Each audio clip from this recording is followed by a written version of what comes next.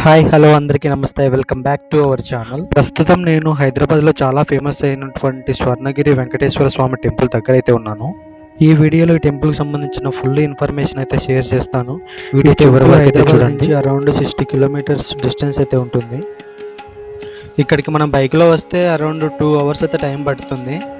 మనకు temple main ఎంట్రన్స్లోని శ్రీవారి పాదాలు చాలా పెద్దగా అయితే కనిపిస్తాయి.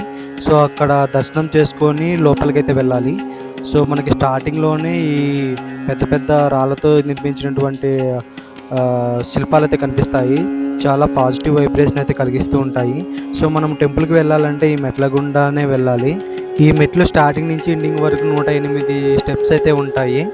అలాగే ఈ స్టెప్స్కి ఇరువైపులా స్వామి విగ్రహాలు అయితే ప్రతిష్ఠించారు. వాటిని కూడా దర్శించుకుంటూ మనం పైకైతే వెళ్ళాలి.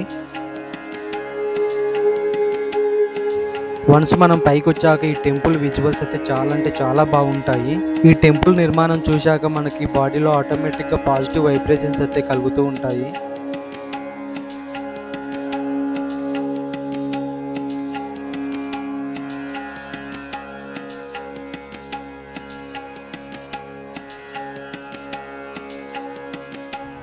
ఇక్కడ ఎదురుగా కనిపించేదే మనకి స్వామివారి మెయిన్ టెంపుల్ అన్నమాట.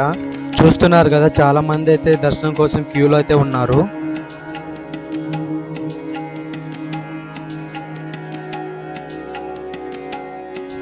అలాగే మనకు మెయిన్ టెంపుల్ పక్కనే మనకి హనుమాన్ పెద్ద స్టాచ్యూ అయితే కనిపిస్తుంది. సో దర్శనం తర్వాత మనము ఆ దారి గుండానే వెళ్తాము. అప్పుడైతే మీకు క్లియర్గా స్టాచ్యూని అయితే చూపిస్తాను. ప్రస్తుతం నేనైతే దర్శనానికి అయితే స్టార్ట్ అయిపోయాను. మనకు దర్శనానికి వెళ్ళే రూట్లోనే మనకి రథం అయితే కనిపిస్తుంది. ఇది స్వామివారి ఊరేగింపుల కోసం అయితే ఉపయోగిస్తూ ఉంటారు. చూడడానికి అయితే చాలా చాలా అంటే మంచిగా అయితే ఉంటుంది. సో ఇక్కడ చూస్తున్నారు కదా, ఇదే మనకి స్వామివారి రథం అన్నమాట. ఇక్కడ టెంపుల్ లోపలికి అయితే మొబైల్ అలో ఉండదు. మనము ఇక్కడ కనిపించే ర్యాకులలో అయితే పెట్టేసుకొని వెళ్ళాలి. 5 రూపీస్ అయితే తీసుకుంటారు. మనం మొబైల్ లోపల పెట్టేసి దర్శనానికి వెళ్ళిపోదాము.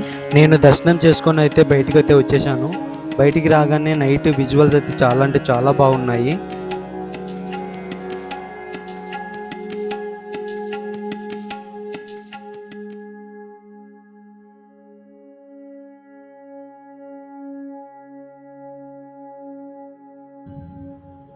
ప్రస్తుతం మనకి ఇక్కడ కనిపించేది అతిపెద్ద హనుమాన్ విగ్రహం అన్నమాట. దాదాపు ఇది 30 అడుగుల ఎత్తు అయితే ఉంటుంది. దీనిని ఏకశిలా విగ్రహం అని కూడా అంటూ ఉంటారు. ఈ విగ్రహానికి నిర్మించిన పొజిషన్ ఏదైతే ఉందో అది ప్రపంచంలోనే ఎక్కడా లేదంట. ఈ టెంపుల్లోనే ఉంది. చాలా అంటే చాలా బాగుంటుంది.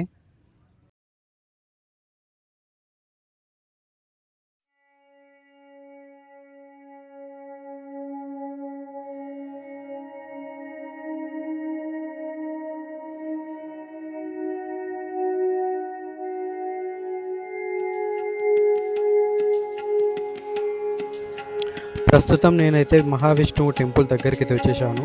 ఈ టెంపుల్లో మహావిష్ణువు వాటర్ పైన అయితే పడుకొని అయితే ఉంటారు. చూడడానికి అయితే చాలా బాగుంటుంది. ఈ టెంపుల్లో ఇది ఒక చాలా ప్రత్యేకమైన ప్లేస్ అని చెప్పుకోవచ్చు. ఎందుకంటే ఈ టెంపుల్లో విజువల్స్ చూస్తుంటే మత్తయితే పోతుంది. అంత మంచిగా అయితే ఉంటాయి. ఈ టెంపుల్ విజువల్స్ అన్ని వైపుల నుంచి అయితే కవర్ చేశాను. చూడడానికి చాలా అంటే చాలా బాగుంటాయి. ఈ వీడియోకి ఒక లైక్ కొట్టేసేసి విజువల్స్ అయితే చూసేయండి.